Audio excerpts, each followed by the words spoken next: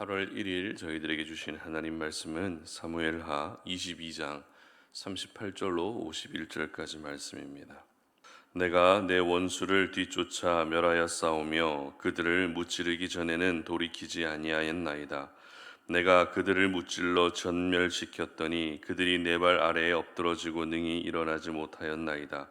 이는 주께서 내게 전쟁하게 하려고 능력으로 내게 뒷띠우사 일어나 나를 치는 자를 내게 굴복하게 하셨사오며 주께서 또 내 원수들이 등을 내게로 향하게 하시고 내게 나를 미워하는 자를 끊어버리게 하셨음이니이다. 그들이 도움을 구해도 구원할 자가 없었고 여호와께 부르짖어도 대답하지 아니하셨나이다. 내가 그들의 땅에 티끌같이 부스러뜨리고 거리에 진흙같이 밟아 헤쳤나이다. 주께서 또 나를 내 백성의 다툼에서 건지시고 나를 보전하사 모든 민족의 으뜸으로 삼으셨으니 내가 알지 못하는 백성이 나를 섬기리이다. 이방인들이 내게 굴복하며 그들이 내 소문을 귀로 듣고 곧 내게 순복하리로다. 이방인들이 쇠약하여 그들의 견고한 곳에서 떨며 나오리로다. 여호와의 사심을 두고 나의 반석을 찬송하며 내 구원의 반석이신 하나님을 높일지로다. 이 하나님이 나를 위하여 보복하시고 민족들이 내게 복종하게 하시며 나를 원수들에게서 이끌어내시며 나를 대적하는 자 위에 나를 높이시고 나를 강포한 자에게서 건지시는도다. 이러므로 여호와여 내가 모든 민족 중에서 주께 감사하며 주의 이름을 찬양하리이다. 여호와께서 그의 왕에게 큰 구원을 주시며 기름 부음 받은 자에게 인자를 베푸시며 영원하도록 다윗과 그 후손에게로다. 아멘. 신앙의 진수라는 제목으로 오늘 말씀 전합니다. 여러분, 진수가 무엇인지 알고 계실 것입니다. 진수는 사물이나 현상의 가장 중요하고 본질적인 부분이라는 의미를 가지고 있습니다. 그래서 어떤 영역에서 실력을 보여주거나 아니면 좋은 모습을 보여주고자 할 때 내가 진수를 보여주겠다 이렇게 이야기를 하게 됩니다. 그런데 이 진수라는 말이 하나님의 자녀로 이 땅을 살아가는 저희들에게도 꼭 필요하다는 생각을 하게 됩니다. 무슨 말입니까?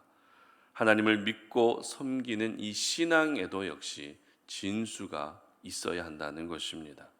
그렇기 때문에 우리는 맹목적으로 신앙을 가지고 살아가기보다도 신앙의 진수가 무엇인지 분명하게 알고 있어야 하고 또 삶 속에서 신앙의 진수란 무엇인지 분명히 보여줄 수 있어야 한다는 것입니다.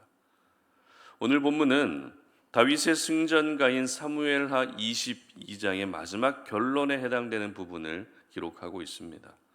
특별히 다윗은 이 승전가의 결론을 이야기하면서 집중적으로 고백하고 있는 내용이 있는데요.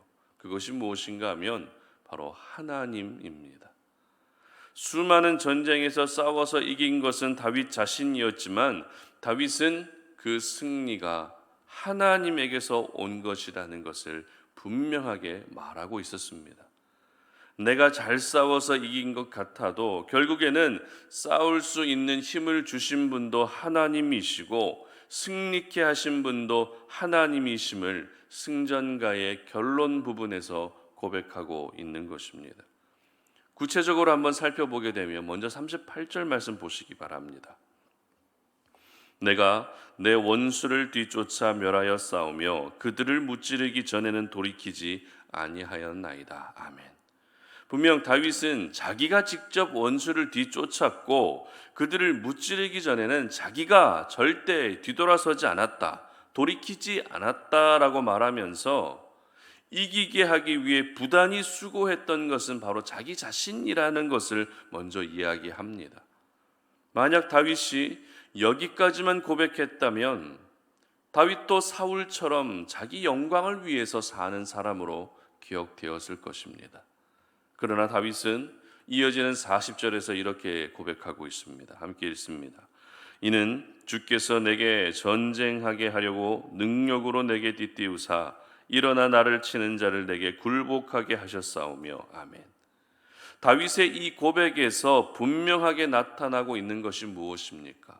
내가 싸운 것도 사실이고 내가 이기기 위해서 포기하지 않은 것도 사실이지만 결국 이 모든 것이 가능할 수 있었던 것은 하나님이 능력으로 나와 함께 해 주셨기 때문에 이렇게 이길 수 있었다라고 고백하고 있는 것입니다.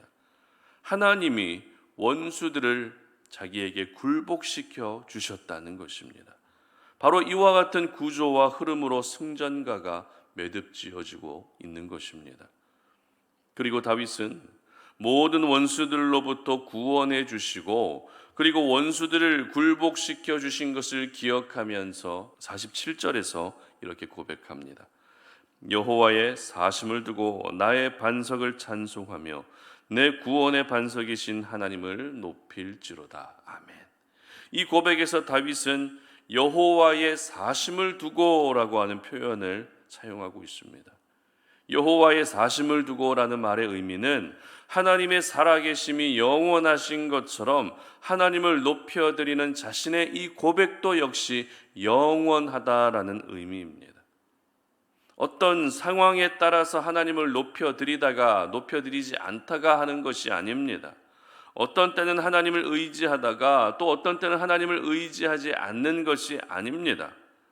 하나님을 향한 다윗의 믿음의 상태가 그 어떤 상황에서도 결코 변하지 않을 것이라고 결단하며 이와 같은 고백을 올려드리고 있었던 것입니다. 여러분, 신앙의 진수란 바로 이런 것입니다. 신앙의 진수는 그 마음과 생각이 언제나 하나님을 향해 있는 것이 바로 신앙의 진수입니다. 신앙이라고 하는 것을 실력으로 표현하는 것이 조금 이상하기는 하지만 실력 있는 신앙의 사람의 모습이 어떤 모습입니까?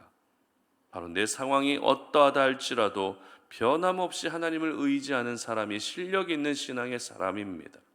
하나님을 향한 그 마음이 한결같은 사람이 실력 있는 신앙의 사람이라는 것입니다. 그러므로 여러분이 정말 신앙의 진수를 다른 사람들에게 보여주고자 하신다면 여러분이 가지고 있는 신앙의 연수를 자랑하지 않으시기를 바랍니다. 그런 것들을 자랑하는 것이 아니라 무너지지 않는 믿음, 어떤 상황에서도 결코 타협하지 않는 여러분의 그 믿음을 보여줄 수 있었으면 좋겠습니다. 교회 안에서 나의 역할을 먼저 보여주기보다 교회를 사랑하는 마음을 먼저 보여주셔야 합니다. 내가 암송하고 있는 성경 구절을 보여주기보다 하나님의 말씀대로 살고자 하는 거룩한 몸부림을 먼저 보여줄 수 있어야 하는 것입니다. 우리는 신앙의 진수를 생각할 때 내가 가지고 있는 신앙의 연륜과 지식과 경험과 열매와 같은 것이 있어야 된다라고 그렇게 생각할 때가 참 많았습니다. 하지만 신앙의 진수는 그러한 것들로 결정되는 것이 절대 아닙니다. 신앙의 진수는 나를 숨기고 하나님을 드러내는 것이 진정한 신앙의 진수입니다. 하나님을 드러내는 그 삶이 어떤 상황에서도 결코 변하지 않는 것이 바로 신앙의 진수인 것입니다. 사람은 누구나 칭찬해주면 좋아하죠. 그러나 하나님의 사람은 칭찬받기 위해 나 자신을 스스로 드러내면 안 됩니다. 내가 이런 사람이다라는 것을 굳이 드러내면서까지 칭찬받을 필요가 없다는 것입니다. 무슨 말입니까? 저와 여러분이 사모해야 할 칭찬은 내가 스스로 나를 드러내면서 칭찬받는 것이 아니라 하나님이 나를 세워주셔서 칭찬받게 하시는 것입니다. 그것을 위해서 필요한 것이 무엇입니까? 하나님을 먼저 드러내야 한다라는 것입니다. 하나님을 먼저 세워드려야 한다는 것입니다.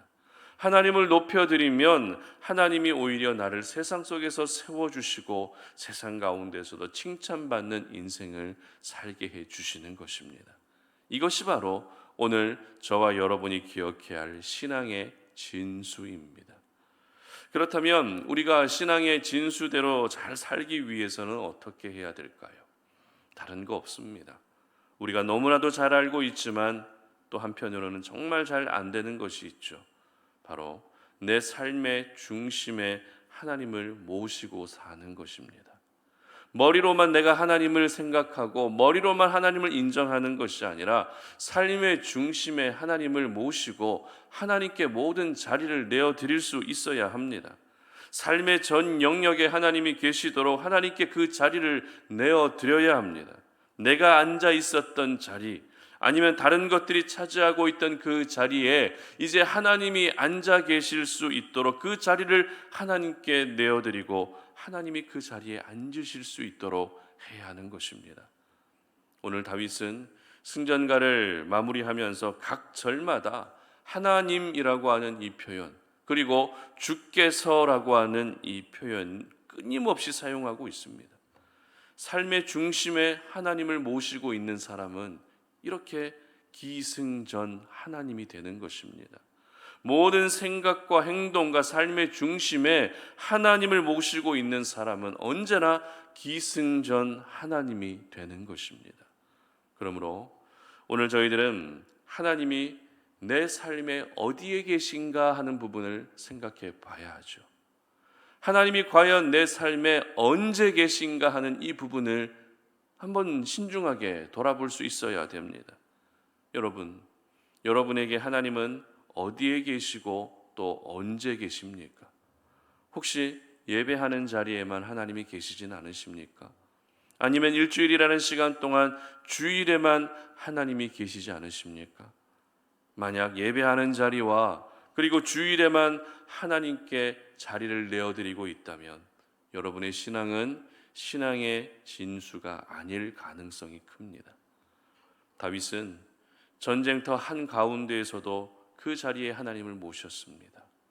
왕궁에서 살아가는 그 일상의 삶 속에서도 하나님을 그 자리에 모시고 살았습니다. 백성들을 돌아보는 그 자리에서도 역시 하나님을 모시고 있었습니다. 이렇게 하나님을 삶의 중심에 모시고 있었기 때문에 신앙의 진수가 무엇인지 분명하게 보여줄 수 있었던 것이죠. 다윗이 고백했던 시편 16편 8절은 이렇게 기록하고 있는데요. 제가 읽어드립니다. 내가 여호와를 항상 내 앞에 모시며 그가 나의 오른쪽에 계심으로 내가 흔들리지 아니하리로다. 아멘. 그렇습니다. 여호와를 항상 내 앞에 모시고 살아가는 것이 바로 하나님을 삶의 중심에 모시고 사는 것입니다. 여호와를 항상 내 앞에 모시며 살아가는 사람이 바로 신앙의 진수대로 살아가는 사람입니다. 여러분, 이 진수라는 말과 비슷한 말에 이 진국이라고 하는 말도 있죠. 오랜 시간 동안 끓이고 또 끓여서 나온 진한 국물을 진국 이렇게 이야기합니다. 그런데 이 진국이라고 하는 말은 거짓이 없는 참된 사람을 가리킬 때도 저 사람 참 진국이다라고 이렇게 표현을 하죠. 무슨 말입니까? 신앙의 진수대로 사는 사람이 바로 하나님 나라의 진국이라는 것입니다. 그리고 이 진국이 되기 위해서 필요한 것이 또 있는데요. 바로 다른 어떤 것들과 섞이지 않아야 한다는 것입니다. 하나님 나라의 진국도 마찬가지입니다. 세상 속에서 존재하는 여러 가지 불순물들이 섞이지 않는 사람이 하나님 나라의 진국으로 살아갈 수 있는 것입니다. 그러므로 우리 성도님들은 신앙의 진수대로 신앙생활할 수 있었으면 좋겠습니다. 신앙의 진수는 나를 드러내지 않고 하나님을 드러내는 것입니다. 그리고 하나님을 내 삶의 중심에 항상 모시고 살아가는 것입니다. 그래서 여러분 모두가 하나님 나라의 진국이 되시기를 주님의 이름으로 축복합니다. 함께 기도하겠습니다. 하나님 감사합니다. 오늘도 우리가 이 아침에 하나님 말씀을 통해서 우리가 가지고 있는 이 믿음, 이 신앙이 그냥 맹목적인 신앙이 아니라 하나님의 말씀을 통해서 본 것처럼 신앙의 진수를 보이며 살기를 원합니다. 신앙의 진수란 다른 것이 아닙니다.